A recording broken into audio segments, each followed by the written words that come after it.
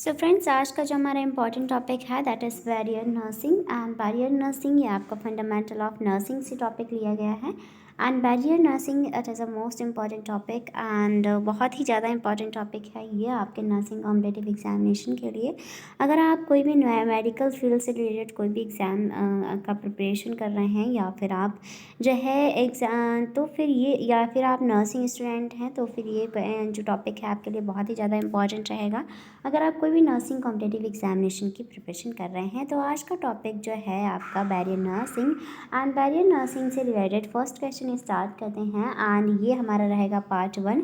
And part कुछ हम देखेंगे इसमें पार्ट 1 में important MCQs and next video में हम पार्ट 2 में जो है ये टॉपिक से रिलेटेड सारे एमसीक्यूज कवर कर लेंगे। सो हमारा टॉपिक इस बेस पे कंप्लीट हो जाएगा। बैरियर नर्सिंग से रिलेटेड जो भी क्वेश्चन आएगा we can able to solve that.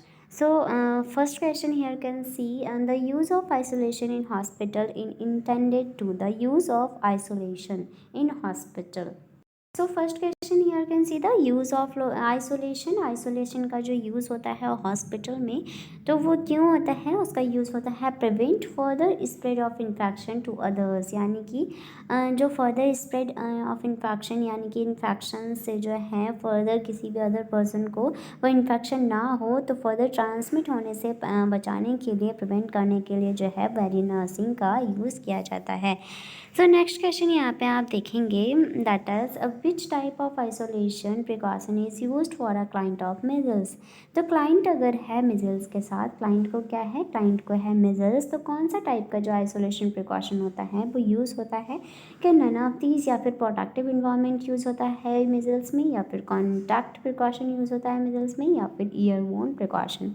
तो अगर पेशेंट जो है वो मिजल्स के साथ है, पेशेंट को अगर मिजल्स हुआ है तो पेशेंट को जो है ईयरबोन प्रिकॉशन में जो है रखना चाहिए। सो करेक्ट ऑप्शन हमारा आ जाएगा D, that is airborne precaution. Next यहाँ पे हम देखेंगे इंपॉर्टेंट कंसेप्ट या important theory about this question. So यहाँ पे आप देखेंगे there are 3 types of transmission based precautions. 3 type के जो होते हैं ट्रांसमिशन प्रिकॉशंस होते हैं। Example airborne, droplet, contact and airborne isolation precaution means होता है जिसमें जो है लेस देन 5 माइक्रोन्स ट्रांसमीटर को ईयरफोन प्रिकॉशंस जो होता है या ईयरफोन आइसोलेशन जो होता है इसमें जो एक टेक्निक यूज़ की जाती है जिसमें जो माइक्रो ऑर्गेनिज्म जो होते हैं वो लेस देन 5 माइक्रोन्स को यानी कि ट्रांसमिशन को कम करना है एंड जो कि डस्ट पार्टिकल से अटैच होते हैं उनको कम करना है and it require into infection like active tuberculosis, pulmonary, laryngeal, SARS, varicella, chicken pox and measles. और इस टाइप का जो प्रिकॉशन होता है यानी कि जो ईयरबोन प्रिकॉशन जो ये होता है ईयरबोन, ये जो है वो pulmonary, laryngeal and tuberculosis, SARS, varicella, chicken pox, measles, उनमें जो है ये ईयरबोन प्रिकॉशन जो है वो यूज़ करना होता है। किन में ये चीज़ हमें याद रखनी है। ट्यूबरक्लोसिस में ईयरबोन प्रिकॉशन, पल्मोनरी लारेंजियल में ईयरबोन प्रिकॉशन, सार्स में, सब एक्यूट रेस्पिरेटरी सिंड्रोम में, वारिसेला में जो है airborne precaution and chicken pox and measles, इन सब में जो है ईयरबोन प्रिकॉशंस जो हैं वो मेंटेन करके रखना है। नेक्स्ट तो यहाँ पे हम देखेंगे कि isolation the patient in the private room with the negative air flow pressure is 6 to 12 changes of air per hour by high efficiency particulate air filtration mask. तो पेशेंट को आइसोलेट करके रखना है प्राइवेट रूम में and negative air flow pressure होना चाहिए, वो कितना होना चाहिए, 6 to 12 चेंजेस होना चाहिए। सो नेक्स्ट हम देखेंगे question important that is question is the dissemination of microbial arousal to a suitable portal of entry, usually the respiratory rate is called। तो करेक्ट ऑप्शन जाएगा इसमें एयरबोन, करेक्ट ऑप्शन जाएगा airborne, यानी कि जो microbial arousal होते हैं suitable portal of entry usually respiratory rate, जिसे क्या कहते हैं, एयरबोन के ये ट्रांसमिट होते हैं। नेक्स्ट क्वेश्चन है आपका विच of the following is an airborne disease. तो एयरबोन डिजीज कौन सी है, कॉलेरा है या फिर हेपेटाइटिस ए या फिर मिजल्स है। तो एयरबोन डिजीज जो है इनमें से मिजल्स जो है वो एयरबोन डिजीज है। Measles it is a type of airborne disease. And next question Which one of the following diseases not transmit mainly by fecal oral route? तो फीकल ओरल रूट से जो डिजीज़ नहीं transmit होती है, faecal oral root से जो disease transmit नहीं होती है, इंट्रिक फीवर या मिजल्स या कॉलरा या हेपेटाइटिस है। तो जो है मिजल्स होती है, मिजल्स यहाँ पे आप देखेंगे जो मिजल्स ऑप्शन बी दिया गया है, मिजल्स जो है हम लोगों ने देखा है कि measles is a type of airborne disease, so it is a not transmit by faecal oral route. So correct option is B, that is measles. And next question here you can see a patient with the following infection should be assigned to a negative pressure isolation room. तो एक patient जो है वो infection के साथ है, should be assign to a negative pressure isolation room, उसको जो है वो कहाँ रखा गया है, असाइन किया गया है नेगेटिव प्रेशर आइसोलेशन रूम में। तो फॉलोइंग इन्फेक्शन किस टाइप का इन्फेक्शन जो है जिनको असाइन किया गया है, टाइप का इन्फेक्शन है जिसमें पेशेंट को जो है असाइन किया गया है नेगेटिव प्रेशर आइसोलेशन रूम में। तो वो लैरेंजियो टाइप ऑफ इन्फेक्शन है या माइकोप्लाज्मा निमोनिया है या हर्पेस सिम्प्लेक्स है या एम्पेटिगो है। तो किस टाइप का इन्फेक्शन है, पेशेंट को जो है नेगेटिव प्रेशर ऑफ आइसोलेशन में रखा गया है। तो लैरेंजियो ट्यूबरक्लोसिस में जो है पेशेंट को जो है वो negative pressure of isolation room में रखा गया है। सो नेक्स्ट क्वेश्चन है, आप देखेंगे यहाँ पे the client is admitted with the diagnosis of tuberculosis. एक क्लाइंट जो है उसको एडमिट किया गया है एंड क्लाइंट को डायग्नोस किया गया है, क्या डायग्नोस किया गया है, ट्यूबरक्लोसिस है क्लाइंट को। And which type of isolation procedure should the nurse implement, यानी कि एक पेशेंट जो है उसको क्या है, उसको ट्यूबरक्लोसिस है। तो ट्यूबरक्लोसिस वाले पेशेंट को किस टाइप का आइसोलेशन जो है यूज़ होता है इन द ट्यूबरक्लोसिस। तो ट्यूबरक्लोसिस में जो है स्टैंडर्ड प्रिकॉशन, ये ड्रॉपलेट प्रिकॉशन या फिर कॉन्टैक्ट प्रिकॉशन या ईयरबोन प्रिकॉशन। तो करेक्ट ऑप्शन जाएगा आपका airborne precaution should be used by a nurse into the tuberculosis. So next question, high efficiency particulate air filter are used for the high efficiency particulate air। ये हम लोगों ने अभी back side जो है वो पढ़ा है कि हाई एफिशिएंसी पार्टिकुलेट एयर जो फिल्टर होता है वो क्यों यूज़ होता है। So high efficiency particulate air filter जो होता है वो यूज़ होता है preventing airborne transmission of TB, यानी कि जो टीवी का ट्रांसमिशन, preventing airborne transmission of TB, यानी कि टीवी के ट्रांसमिशन को प्रिवेंट करने के लिए जो है high efficiency particulate airway filter जो है वो यूज़ किया जाता है preventing airborne transmission of TV. TV के ट्रांसमिट होने, टीवी जो का जो कैसे ट्रांसमिट होता है बाय एयरबोन, तो एयरबोन से जो टीवी ट्रांसपोर्ट होती है तो उसको प्रिवेंट करने के लिए इस टाइप का जो HEPA जो फिल्टर होता है वो यूज़ होता है for the prevention airborne transmission of HOTV।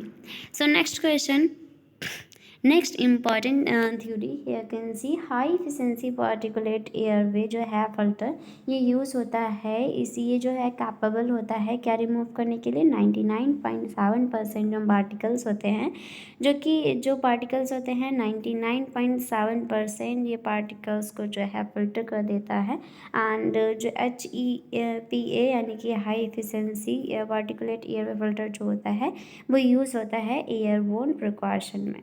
Next question देखेंगे, so let's move the next question and next question is which of the following disease is not transmitted by airborne droplet. तो airborne droplet से जो disease नहीं transmit होती है वो पूछा है, ईयरबोन ड्रॉपलेट से जो डिजीज़ नहीं ट्रांसमिट होती है।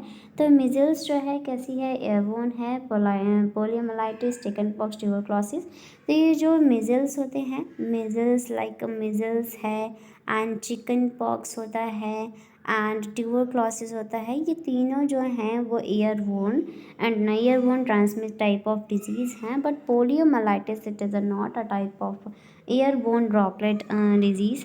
सो करेक्ट ऑप्शन जाएगा हमारा C, that is poliomyelitis. And next question, let's move the next question. So poliomyelitis is mainly transmitted by faecal oral root.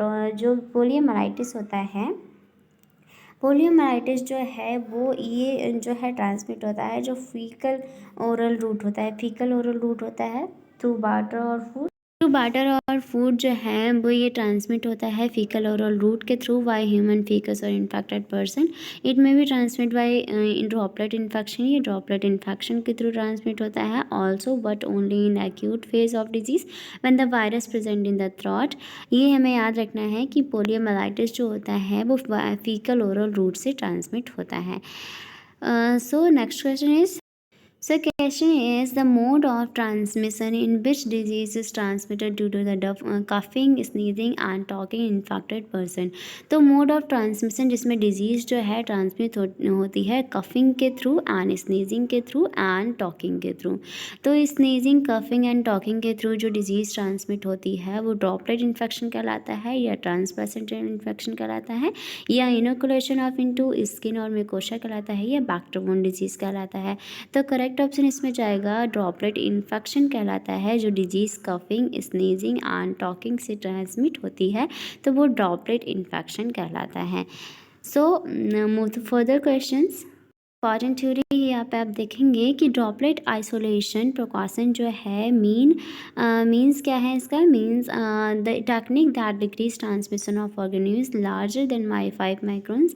And droplet infection जो होता है जनरेट होता है जब इन्फेक्टेड पेशेंट अगर कफ करता है, स्नीज करता है, स्पाइट करता है अनदर पर्सन के जो है front of another person. It require into adenovirus, diphtheria, influenza, meningitis, mumps, pneumonia, rubella and pertussis. ये सब जो हैं वायरसेस के थ्रू होता है।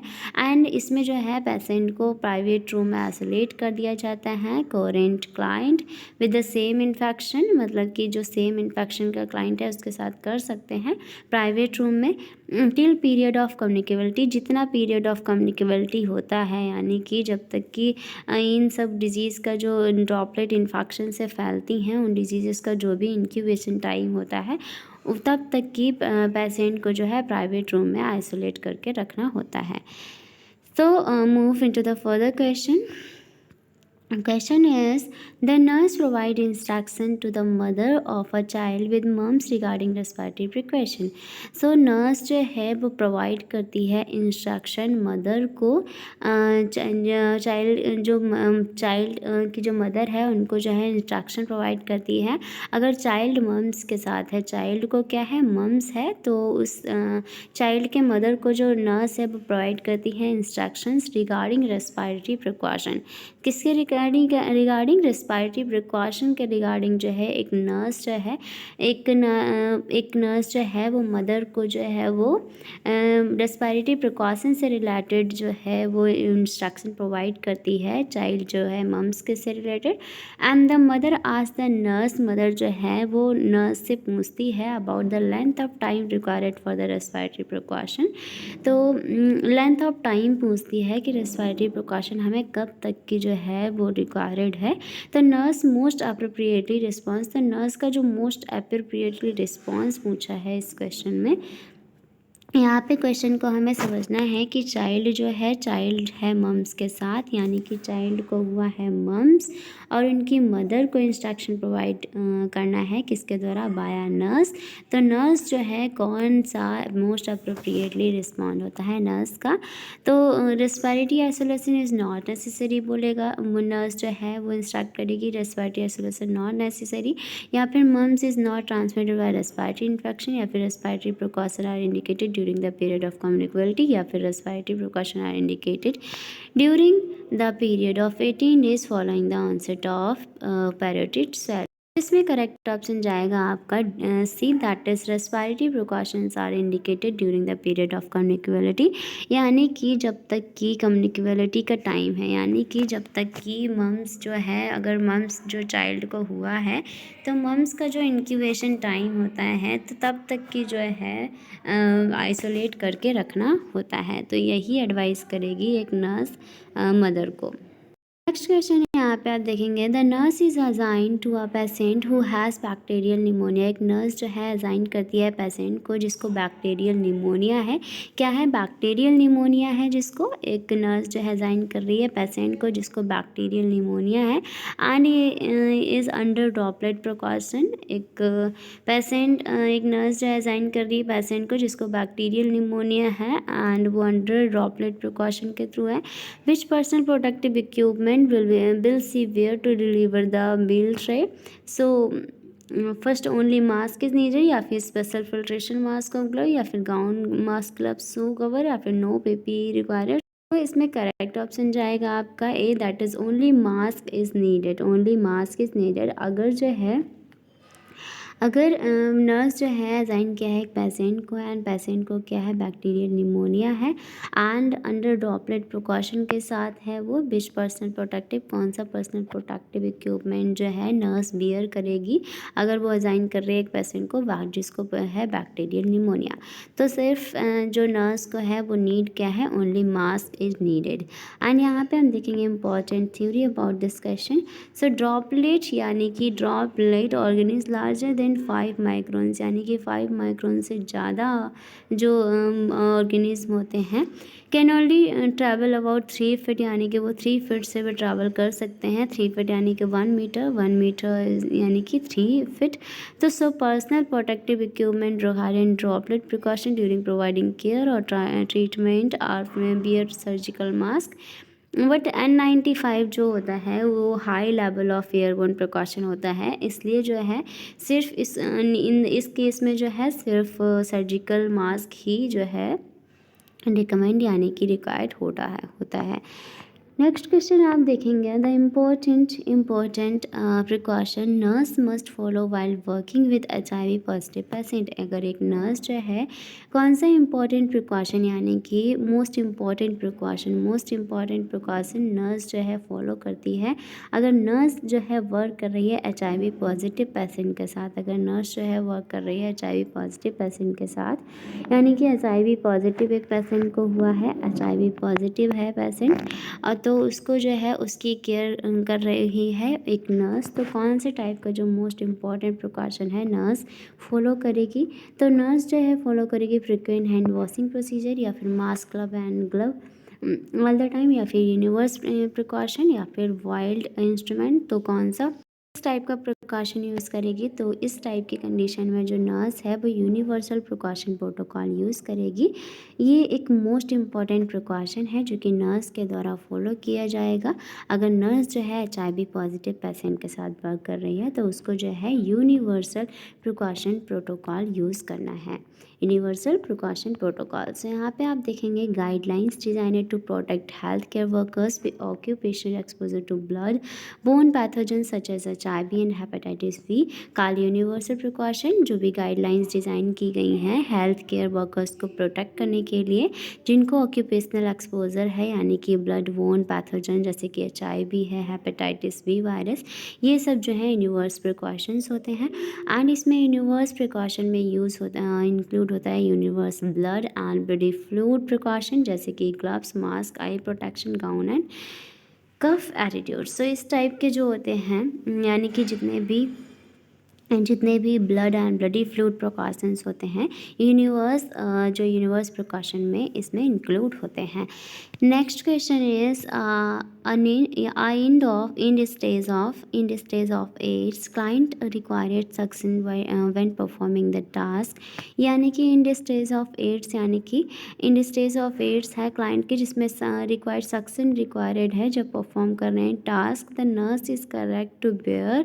तो इसमें नर्स को बेयर करना है एक mask, eye protection and sterile gloves जो है नर्स को वेयर करना है। तो करेक्ट ऑप्शन आपका जाएगा D, that is a mask, eye protection and sterile gloves जो हैं एक नर्स जो है बेयर करेगी when performing the task and in the stage AIDS client.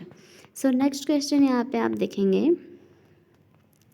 Transmission of HIV to health care workers during surgery can be prevented by. तो transmission of HIV के transmission to health care workers को, यानी कि HIV का transmission health care workers को surgery के दौरान तो उसे प्रिवेंट किया जा सकता है। यानी कि पेशेंट की हो रही है सर्जरी, तो सर्जरी के दौरान जो है वो हेल्थ केयर वर्कर को प्रिवेंट करना है। किसको? हेल्थ केयर वर्कर को प्रिवेंट करना है। तो उस टाइम जो है वो किस टाइप के, उस टाइम जो है वो किस टाइप का प्रिकॉशन जो है यूज़ करना है, यानी कि ट्रांसमिशन ऑफ HIV के ट्रांसमिशन, चूँकि हेल्थ वर्कर को HIV के ट्रांसमिशन को रोकने के लिए सर्जरी के दौरान तो उसे प्रिवेंट कर सकते हैं। क्या यूज़ करके? Routine screening of all patient, या फिर यूनिवर्स प्रिकॉशन, या avoiding surgery of HIV patient, या फिर antiretroviral prophylaxis for the health care workers. So इसमें यूनिवर्सल प्रिकॉशन को यूज़ करके, HIV को जो है रोका जा सकता है।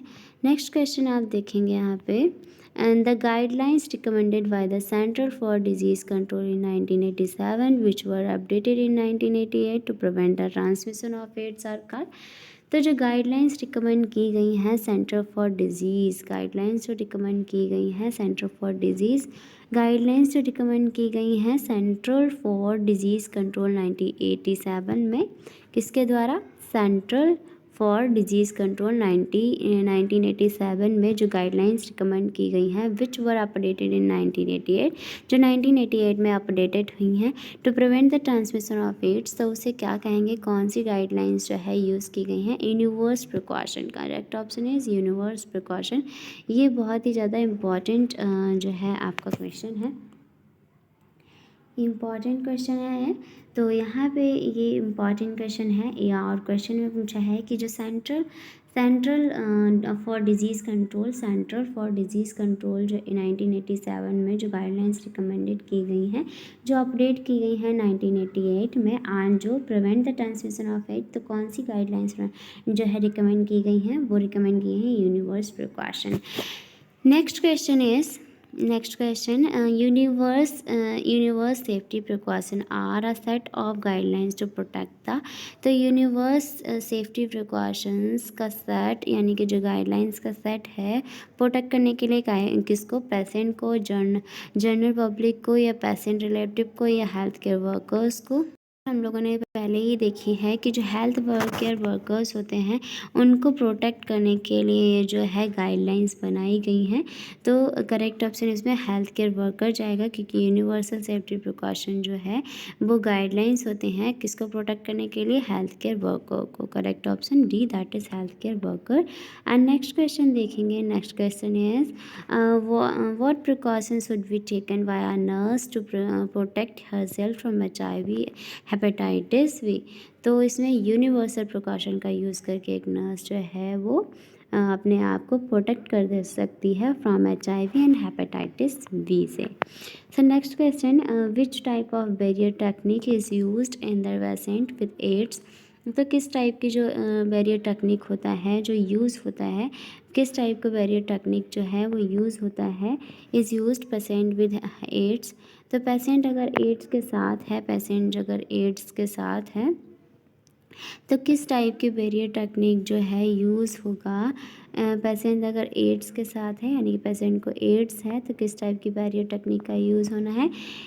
इंट्रिक, या ब्लडी बॉडी फ्लूइड, या रेस्पिरेटरी, या strict.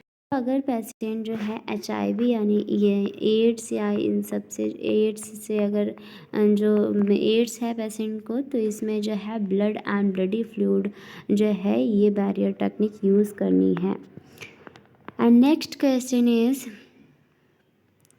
Is universal precaution in hospital involve. तो यूनिवर्सल प्रिकॉशन जो हॉस्पिटल में इन्वॉल्व होता है, mask, gowning, gloving, hand washing, all of the above. तो ऑल ऑफ द अबव जो यूनिवर्सल प्रिकॉशन होते हैं, mask, gowning, gloving, hand washing, ये सभी जो प्रिकॉशंस होते हैं यूज़ होते हैं यूनिवर्सल प्रिकॉशन में, यानी कि यूनिवर्सल प्रिकॉशन में सभी चीज़ें आती हैं। Mask, gowning, gloving, hand washing universal precautions में ही इंक्लूड होते हैं। Next question is Which type of precaution are the nurse implement to protect from being exposed to any of the hepatitis virus? The airborne precaution या standard precaution, droplet precaution या exposure precaution? तो correct option इसमें जाएगा B, that is standard precaution. Standard precaution एक type का precaution होता है जो कि नर्स के द्वारा जो है इम्प्लीमेंट किया जाता है किसको प्रोटेक्ट करने के लिए, being expose to any of the hepatitis virus. तो स्टैंडर्ड प्रिकॉशन यूज़ किया जाता है। नेक्स्ट, स्टैंडर्ड प्रिकॉशन जो होता है गाइडलाइंस होती हैं जो कि रिकमेंड की गई हैं centre for disease control and prevention के थ्रू। एंड ये किसको प्रिवेंट एंड कंट्रोल करने के लिए, जो कि risk of infection in hospital, nosocomial hospital को कम करने के लिए। स्टैंडर्ड प्रिकॉशन में इंक्लूड होता है hand washing and wearing personal protective equipment. Hand washing and wearing personal protective equipment में इंक्लूड होता है standard precaution such as gloves, mask, eye protection gown. These apply to blood or body fluid का secretion, excretion, non-intact skin and mucous membrane of all patient। तो next देखेंगे आप, standard precaution require the use of protective eye wear when. तो correct option इसमें जाएगा A, that is there is a danger of body fluid splashing. So standard precaution इसमें require होता है the use of protective eye wear when. The correct option इसमें है there is danger of body fluid splashing. So next question is one of the following is not included in standard precaution in healthcare setting। तो health care setting में कौन से type का precaution जो है नहीं यूज़ होता है। One of the following is not included in standard precaution in health care setting. तो हेल्थ केयर सेटिंग में जिस टाइप का प्रिकॉशन नहीं यूज़ होता है, तो वेयरिंग 9N95 मास्क नहीं यूज़ होता है हेल्थ प्रिकॉशन, या फिर avoiding recapping of use needle, या फिर परफॉर्मिंग हैंड हाइजीन, या फिर practising proper cough attitude. So option आपका जाएगा D, that is practising proper cough etiquettes जो है, practising proper cough etiquettes is not include in the standard precaution in health care setting. So next question is which protective item are nurse required to provide to ostomy care to the patient with nosocomial infection। तो इसमें correct option आपका जाएगा gown, gloves and goggles. Gown, gloves and goggles. तो इस type से हम लोगों ने इंपॉर्टेंट क्वेश्चंस देखे हैं आज, जो कि पार्ट 1 है हमारा वेरियर नर्सिंग से रिलेटेड। एंड इसी टाइप से जो है पार्ट 2 में हम लोग जो है कुछ इंपॉर्टेंट वेरियर नर्सिंग से रिलेटेड इंपॉर्टेंट क्वेश्चंस देखेंगे, जो कि आपके नर्सिंग कॉम्पिटिटिव एग्जामिनेशन या कोई भी मेडिकल फील्ड से रिलेटेड आप इम्पॉर्टेंट जो है कोई भी नर्सिंग कॉम्पिटिटिव एग्जामिनेशन की तैयारी कर रहे हैं उनके लिए बहुत ही ज़्यादा इंपॉर्टेंट रहने वाले हैं। So thank you so much for watching, and video helpful रहो then please like, share and subscribe my channel, and thank you so much for watching।